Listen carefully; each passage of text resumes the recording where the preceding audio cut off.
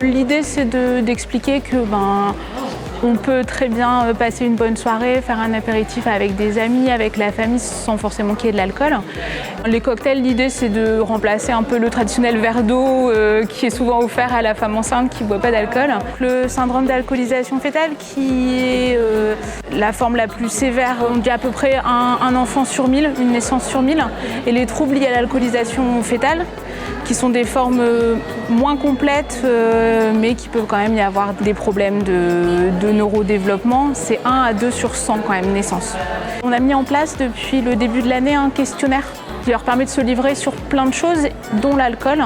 Et effectivement, quand on regarde les taux qu'on voit sur le questionnaire, c'est quand même beaucoup plus élevé que ce qu'elles nous disent en fait en direct.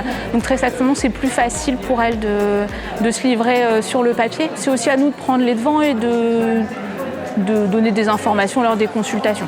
On a ouvert une consultation qui s'appelle Prévention grossesse, qui permet de recevoir ces patientes. Donc soit après avoir rempli le questionnaire, on dépiste des choses comme l'alcool et on peut les rappeler pour qu'elles viennent nous voir, ou alors les consultants, ils nous les envoient aussi afin qu'on puisse avoir un temps d'échange un peu différent de la consultation où vraiment on s'occupe d'elles. Il y a des consultants aussi extérieurs, des sages-femmes libérales, des médecins qui nous envoient des patientes. Et après, bien sûr, il y a toutes les consultations d'addictologie qui sont proposées ici à l'hôpital ou le XAPA en ville.